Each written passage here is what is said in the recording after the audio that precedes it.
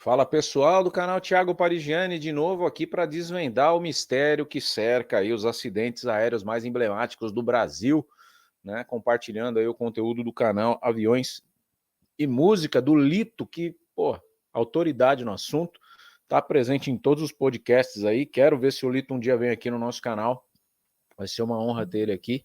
E hoje a gente vai falar do acidente que levou a vida do Ricardo Boechat. Aconteceu dia 11 de fevereiro de 2019, um acidente de helicóptero no meio da capital paulista, uma coisa cinematográfica, um filme de terror, né? Uma coisa cinematográfica no sentido de terror, aterrorizante, talvez uma das piores mortes que eu vi alguém ter na vida, né? Com requintes de crueldade relatado aí, com o helicóptero caindo em cima dele e ele, né, ali agonizando, tentando um socorro, tentando sair, e em sequência o helicóptero explodindo, uma coisa, né, bizarra, né? E aí, o que será que aconteceu com esse helicóptero? É isso que a gente vem aqui relatar. Eu quero a sua participação, seus comentários, né? Se você tem medo de voar de avião, escreve aqui para mim. Se você não tem medo, se você voa de helicóptero, se você gosta. Você já sabe que eu sou um baita de um cara temeroso, para não dizer uma palavrão, estragar a live aqui, e falo helicóptero e avião pequenininho eu não ando. Eu ando de avião comercial e ainda assim eu entro como passageiro, entro como passageiro e aterrizo como sobrevivente. Para mim é sempre uma aventura, né, sair do chão. Eu sou um entusiasta da aviação, mas eu gosto de ver o avião lá em cima e eu aqui embaixo. Eu uso porque tem que usar, né? Ninguém vai conhecer o mundo se não for com um avião ou com um barco, né? Um navio bem grande aí de cruzeiro. Mas então a gente usa quando tem que usar. Mas agradeço muito por não precisar ficar voando sempre, né? E vira e mexe tem aí um político que cai, um cantor que cai. Nesse caso foi um grande jornalista, uma grande jornalismo brasileiro, porque realmente o Ricardo era um cara diferenciado. Não tive a honra de conhecê-lo pessoalmente, mas quem fala do Ricardo fala sempre com muito carinho e lembra com o olho sempre marejado. Fala, Lito, pra gente o que aconteceu. Poderia ter sido evitado esse acidente, meu querido? 11 de fevereiro de 2019. Ricardo, um jornalista que ganhou 3 vezes o prêmio ESSO, um dos prêmios de maior prestígio do jornalismo brasileiro, perde a vida em um acidente que começou a acontecer de forma latente 30 anos antes.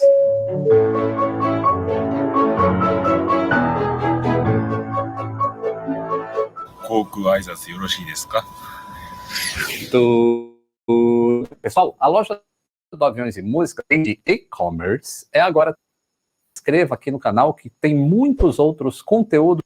Hotel Papagolf colide caminhão na marginal da rodovia Anhanguera, enquanto ele tentava pousar em emergência com pane de motor. O impacto da colisão tira a vida dos 2 ocupantes do helicóptero, que entra em combustão. Esse acidente começou a acontecer 30 anos antes. Em junho de 1988, o compressor do motor deste helicóptero passou por uma revisão geral. A próxima revisão deveria ser feita depois de 3.500 horas de voo. Um dos itens dessa revisão geral consistia na inspeção do rolamento número 2 do eixo do compressor, uma das partes fundamentais para o funcionamento adequado do conjunto compressor e turbina. Em dezembro de 2011, 23 anos depois da última revisão documentada, o helicóptero entra em revisão de manutenção. A sua turbina e caixa de engrenagens é revisada, mas o compressor não é inspecionado. Faltam 8 anos para acontecer um acidente. E então, em maio de 2017, 29 anos depois da última revisão, inspetores da ANAC, que é a Agência Nacional de Aviação Civil, fazem uma vistoria técnica na aeronave e a consideram não aeronavegável. Entre as diversas não conformidades encontradas, tinham diversas inspeções de manutenção vencidas. Nessa imagem aí que mostra o documento de não conformidade da ANAC, está em grifo a inspeção de 3.500 horas do compressor do motor. Os inspetores da ANAC, tão escorraçados por alguns operadores, havia quebrado o elo de uma corrente que levaria a um acidente. O helicóptero não poderia mais voar até que todas essas não conformidades estivessem corrigidas. Faltava 21 meses para o acidente. O operador, então, providenciou a correção das discrepâncias, incluindo a remoção do compressor do motor para a revisão geral. Um outro compressor foi instalado no helicóptero, e esse novo tinha as horas zeradas desde a última revisão. A documentação de toda essa manutenção executada foi entregue para a ANAC, que realizou uma nova vistoria técnica e liberou o helicóptero para voo no dia 9 de agosto de 2017. E então, no dia 18 de outubro do mesmo ano, só 70 dias depois da liberação pela ANAC, o compressor novo foi removido do helicóptero e o antigo foi reinstalado. E o pior, não constava nenhum registro de manutenção executada no módulo desse compressor. Nesse momento da história, a última revisão tinha sido feita há mais de 11.066 dias. Isso mesmo, pessoal, mais de 30 anos sem uma revisão em um módulo que deveria ser inspecionado a cada 3.500 horas. Em apenas mais 116 dias, ele iria... Cara, eu defendo uma coisa. Vocês podem me criticar se vocês quiserem, vocês podem me chamar de medroso, o que vocês quiserem. Mas o avião, cara, ele sai do chão e não tem onde parar lá em cima. Não tem uma base. A gente não vive no mundo dos Jetsons. Então, para mim, e pelo que me falaram, o avião comercial é assim, tá? O avião, a cada pouso e decolagem, pousou, decolou, vai um mecânico, checa tudo, correia, né? Vê tudo direitinho. Ah, o avião comercial tem 4 turbinas, Thiago, ele funciona até com uma, ele pousa, eu sei. Por isso que eu vou nele, entendeu? Agora, um helicóptero, um aviãozinho de pequeno porte, qualquer falha leva a uma tragédia. Então, a vigilância em cima dessas aeronaves... E eu falo isso que eu moro perto aqui do Campo de Marte, vira e mexe, cai um negócio aqui, tá? Não é uma coisa normal. Eu moro perto do aeroporto de Cumbica e perto do Campo de Marte. E quando dá as cagadas é do Campo de Marte, não é do avião aqui do aeroporto de Congonhas, o André Franco Montoro. Que ali o negócio é profissional. Agora ali tem um monte de amador aprendendo a voar. E aprender a voar não é querer aprender a dirigir. Você bate o carro na parede, mas você não cai em cima da casa de ninguém. Então eu acho que isso aí tem que ser muito melhor fiscalizado, sabe? Tem que ter... A ANAC tem que ter um rigor muito alto nessas pequenas aeronaves aí. Olha que vergonha que ele está trazendo para a gente aí. Segue aí. Ia travar em pleno voo, mas sem antes indicar ao piloto que a falha estava próxima. Para a gente entender quanto tempo um helicóptero faria essas 3.500 horas de voo, vamos perguntar para o VHD, o Vitor Hugo, piloto e especialista em asas rotativas. Saudações aeronáuticas, tudo bem com vocês? Bom, rapaziada, tudo bem? Meu nome é VHD, para quem não conhece ainda. Bom, rapaziada, é o seguinte, o Lito veio me perguntar em relação à média de horas de voo para helicópteros particulares, né, para esse tipo de voo executivo. E o que eu tenho a responder para vocês é que o cálculo que a gente costuma fazer, geralmente gira em torno de 15 horas por mês, tá? Isso é calculado quando geralmente os vendedores vão te vender uma máquina e etc. O cara que voa de 20 a 30 horas por mês no executivo é um cara que voa muito, tá? É considerado uma máquina que voa além do normal, tá? Uma base de cálculo interessante para fazer é que, assim, os Robinson geralmente vencem por ou 12 anos ou 2.200 horas. Aqui no Brasil, a grande maioria deles termina, né, vence a vida útil dele, geralmente por tempo, ou seja, pelos 12 anos. Raramente, em raríssimas exceções, ele vence antes do tempo dos 12 anos, né? Ele geralmente vai vencer ali com 1.200, 1.500 horas, quando muito 1.800 horas no prazo desses 12 anos, tá? Então, para média de cálculo que todo mundo faz, é em média de 15 horas por mês, tá? Então, fazendo esse cálculo aí, vocês vão conseguir chegar agora na conclusão do Lito em relação a horas de voo, em relação a essas peças, tá? Bom, é isso. Espero que vocês tenham a média aí de voo. E, Litão, um grande abraço, obrigado aí por você ter procurado a gente. E é uma pena eu estar aqui falando sobre essa, mas é muito bom para informar você e que a gente sempre fique cada vez mais na cabeça essas coisas e a gente tenha mais consciência e de procurar os locais que realmente a gente vai se sentir seguro e vai passar segurança para as pessoas que estiverem voando com a gente, beleza? Tamo junto, abraços do VHD. E não esqueçam de se inscrever lá no canal. O canal voltou e eu tô alimentando ele de vez em quando. Abraço. Você vê? Essa informação é bastante interessante, porque voar uma média de 15 horas por mês significa aí que uma revisão de 3.500 horas demoraria até 233 meses, isso dá 19 anos. Por isso que existe um limite de tempo entre as revisões, que é geralmente de 12 anos para esse módulo. A empresa que estava fazendo esse transporte de táxi aéreo não era homologada para prestar serviço. A empresa que contratou esse serviço liberou uma nota para a imprensa dizendo que havia verificado apenas que o registro da aeronave era válido e estava com as manutenções em dia no site da ANAC. Como eu já disse em outros vídeos, não faz diferença para um acidente se a pessoa que você está transportando pagou ou não pelo serviço. O que faz diferença é que se você descumpre um regulamento como esse, quantos outros não são descumpridos? No dia do acidente, o piloto, que também era dono da empresa e que não estava bem financeiramente, chegou ao campo de Marte por volta de 6h45 da manhã. A aeronave decolou de lá às 8h20 e seguiu para o heliponto Bandeirantes, onde o jornalista Boechat embarcou e ia para o compromisso em Campinas. Depois do embarque, o voo foi normal até Campinas, onde pousou ali por volta de 9h15 da manhã. Boechat desembarcou e foi cumprir a agenda dele, enquanto o piloto decolou em direção ao aeródromo de Amarais, distante de uns 10 quilômetros de lá desse hotel. E ao chegar lá, pousou próximo a um centro de manutenção. O pessoal da oficina de lá desse aeroporto passou a informação durante a investigação que o piloto disse a eles que havia uma luz acesa no painel da aeronave, mas não especificou qual que era. O dono da oficina ofereceu então a oficina para a realização da manutenção, e essa oferta foi recusada pelo piloto. Bem, apesar do relatório não poder afirmar qual luz que estava acesa, é possível a gente inferir que fosse a luz indicadora de limalhas no sistema de óleo. E daqui a pouco eu vou explicar isso. O importante agora é saber o seguinte: com essa luz acesa, o helicóptero não poderia voar. E com ela queimada, ou seja, se ela não acender durante o teste, o helicóptero também não poderia voar. Por isso que esse sistema de luzes tem que ser verificado antes de cada partida do motor. Estava se esvaindo aí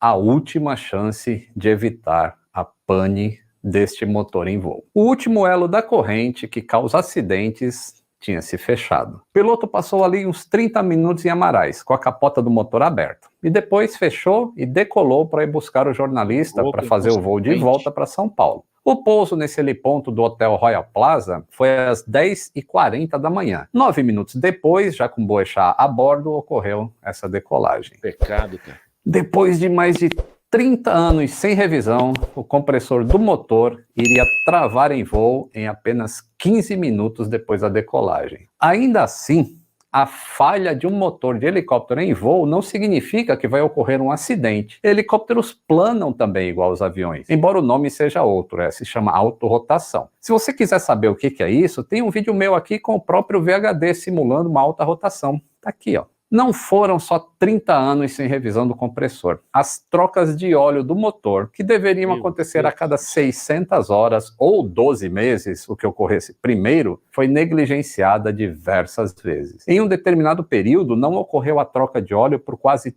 39 meses. Essa manutenção inadequada nas trocas de óleo fez com que depósitos de carbono se acumulassem em uma tubulação que servia para lubrificar o tal do rolamento número 2 do compressor que eu falei lá no início. Sem lubrificação adequada, esse rolamento começou a se deteriorar, a ponto de soltar limalhas de ferro no sistema de óleo. Essas limalhas, por serem magnéticas, são capturadas por sensores que ficam monitorando o sistema de óleo. Esses sensores são chamados de chip detectors. E quando eles atingem um determinado nível de limalha, eles fecham um circuito elétrico no sensor que faz acender uma lâmpada no painel do avião, indicando que algo muito errado está acontecendo. E por isso, não se pode dar partida no motor com a luz acesa. A deterioração do rolamento continuou pela falta de óleo, até que ele entrou em colapso, travando o compressor do motor e fazendo com que as pás do rotor do helicóptero passassem a girar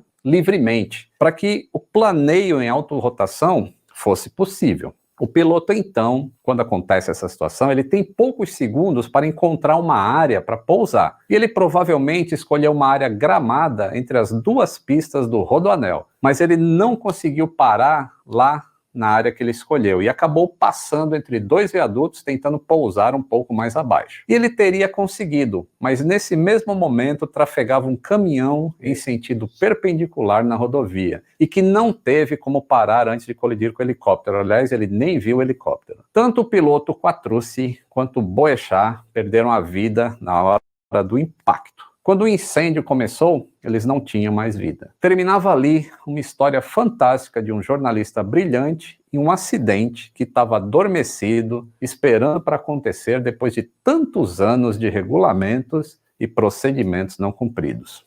É triste.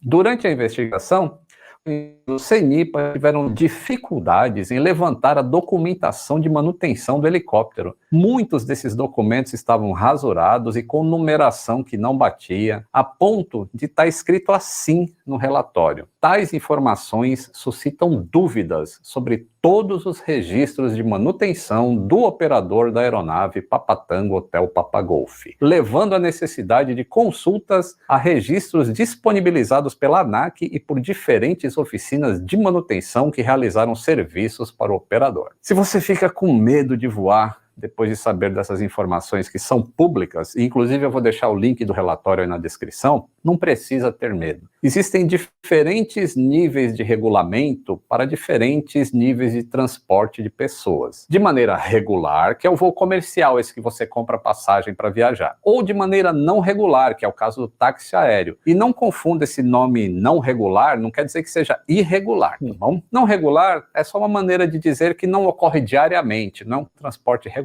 para essas mesmas rotas. Então, depois desse acidente e da nota da imprensa da empresa que contratou o serviço de transporte, a ANAC disponibilizou um aplicativo chamado Voe Seguro, em que você coloca o prefixo do avião que você vai voar, ou a razão social da empresa que você está contratando, e ele informa se aquele avião ou empresa é de táxi aéreo e se está homologada para transportar passageiros pagantes. O link desse aplicativo também vou deixar aí na descrição. Uma outra maneira de você não sentir tanto medo também, ou olhar por um outro prisma a questão da segurança, é o seguinte: esse helicóptero voou mais de 30 anos sem uma manutenção adequada no compressor e ainda com trocas de óleo fora do padrão para que o motor viesse a falhar. Eu acho que isso é um atestado da qualidade do material aeronáutico, você não acha? Ficam as lições tanto para os operadores quanto para as oficinas. O importante é seguir os procedimentos de manutenção e operação para a gente manter o nível de segurança aérea. Obrigado, Lito, mais uma vez. Sensacional, né? Então, isso é uma prestação de serviço.